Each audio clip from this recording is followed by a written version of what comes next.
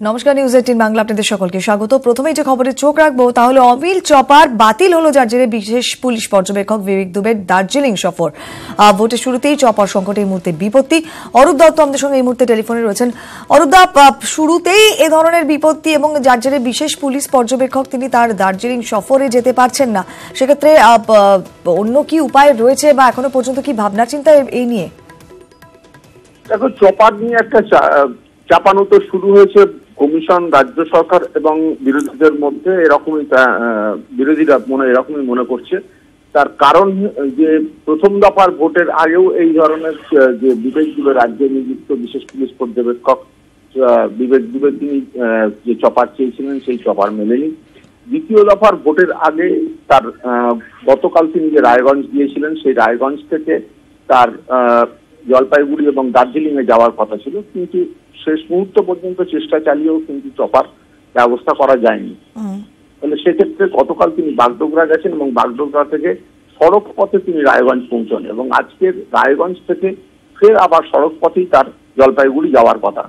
কিন্তু দার্জিলিং সফর এই কারণেই তাকে বাতিল করতে হচ্ছে, সময়ের অভাবে, এবং যেহেতু চপার শেষ পর্যন্ত পাওয়া যায়নি। এখন এক্ষেত্রে কমিশনের বক্তব্য হচ্ছে যে রাজ্য সরকার সর্বতভাবে চেষ্টা করেছে, কিন্তু ভোটের বাজারে চপারের একটা ব্যাপক ঘাটতি রয়েছে এবং সেই ঘাটতি মিটিয়ে বিভিন্ন জায়গায় সরকারি বা বেসরকারি এবং রাজ্য সরকারের হাতে নিজস্ব কোনো চপার নেই।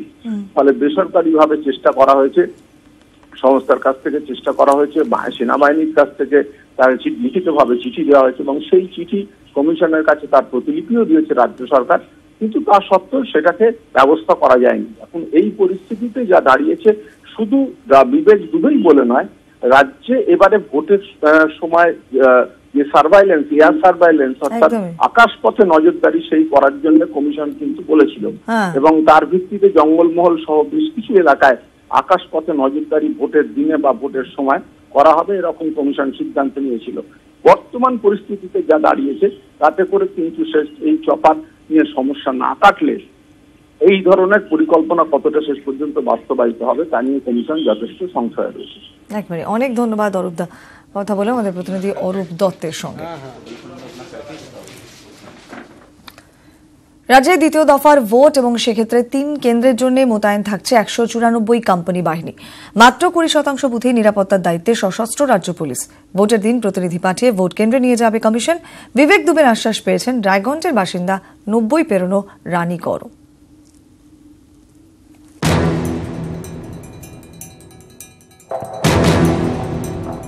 মোটামুটি নির্বিঘ্নেই মিটেছে প্রথম দফার ভোট। দ্বিতীয় দফায় আরো কড়া নিরাপত্তা ব্যবস্থা।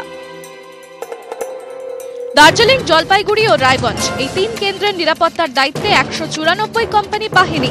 প্রাথমিকভাবে যা ভাবা হয়েছিল তার চেয়ে 60 কোম্পানি বেশি বাহিনী থাকছে দ্বিতীয় দফায়। দ্বিতীয় দফায় 3টি লোকসভা কেন্দ্রের প্রস্তুতি খতিয়ে দেখেন বিশেষ পুলিশ পর্যবেক্ষক বিবেক দুবে। মঙ্গলবার রায়গঞ্জে দফায় দফায় বৈঠকের পরই বাড়তি বাহিনী মোতায়েনের সিদ্ধান্ত হয়। पार्टी से मीटिंग कर लिया, उनके सजेशन सुन लिया और आई हैव रिव्यूड द बंदोबस्त estimates with DO and all the observers. अरे रुक जाओ यार, রায়গঞ্জ মাল্টিপারপাস হলে বিভিন্ন রাজনৈতিক দলের সঙ্গেও আলাদা করে বৈঠক করেন বিবেক দুবে। স্পর্শকাতর বুথ ও সার্বিক নিরাপত্তা নিয়ে কমিশনের পরিকল্পনায় আশ্বস্ত রাজনৈতিক দলগুলো। 80% বুথে কেন্দ্রীয় বাহিনী, বাকি 20% বুথে সশস্ত্র রাজ্য পুলিশ। রাজ্য পুলিশের ওপর নজর রাখবে আধা সেনা। স্পর্শকাতর বুথে বিশেষ নিরাপত্তা, তদারকিতে কমিশনের পর্যবেক্ষকরা। 2% বুথে থাকবে না, সেইটা কিভাবে তৈরি হবে, মানে কে ঠিক করবেন, তো সেটা ওনারা বললেন কি প্রসেসে ওনারা করেছেন। বাড়ি থেকে 6 কিলোমিটার দূরে গিয়ে বিশেষ পুলিশ পর্যবেক্ষকের সঙ্গে দেখা করেন রায়গঞ্জের প্রয়াত স্বাধীনতা সংগ্রামী যতীন করের স্ত্রী রানী কর। 90 পেরোনো রানী দেবীর আবেদন, মানুষ যাতে নির্বিঘ্নে ভোট দিতে পারে তা নিশ্চিত করুক কমিশন। এর আগেও জেলা শাসক তথা রিটার্নিং অফিসারের দফতরে গিয়ে সুষ্ঠুভাবে ভোট দেওয়ার আবেদন করেছিলেন রানী দেবী। প্রতিবেশীদের নিয়ে করেছিলেন মানববন্ধনও। সেই খবর সম্প্রচার করেছিল নিউজ 18 বাংলা। ভোট দিতে পারবো কিনা, ভোট দিবেন আপনি? আমি হ্যাঁ, আমি ভোট দিব, তবে একটা কথায় ভোট দিতে পারবো কিনা সেইটাই নিশ্চিত করতে হবে। কমিশন কথা রাখবে, আশাবাদী রানী দেবী। দ্বিতীয় দফার ভোটে বাড়তি বাহিনী কি বিরোধীদের অভিযোগের মুখ বন্ধ করবে? রায়গঞ্জ থেকে উত্তম পালের রিপোর্ট, নিউজ 18 বাংলা। রায়গঞ্জে তৃণমূলের প্রচার মঞ্চে ওঠার জের, বিদেশি নাগরিক হয়ে ভোটের প্রচারে সামিল হওয়াতে বাংলাদেশের অভিনেতা ফিরদৌসে ভারতে প্রবেশে নিষিদ্ধ করে দিল স্বরাষ্ট্র মন্ত্রক।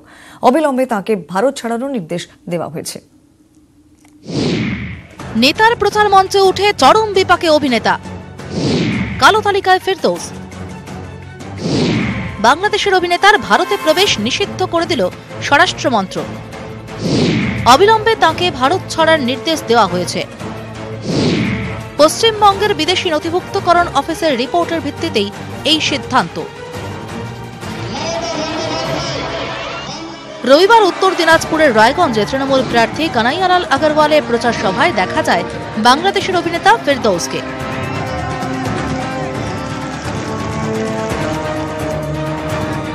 বিজেপি দাবি করে বিদেশি নাগরিক হিসেবে এভাবে ভারতে এসে ভোটে প্রচার করতে পারেন না বাংলাদেশের ফিরদৌস। মঙ্গলবার সিইও দপ্তরে গিয়ে তারা ফিরদৌসের গ্রেফতারের দাবি জানায়। একটি পার্টিকুলার সেকশন অফ ভোটারদের কাছে অ্যাপিল করছেন যে ভোট দেওয়ার জন্য, সেটা আমরা মনে করি সম্পূর্ণ উদ্দেশ্য প্রণোদিত, অবৈধ।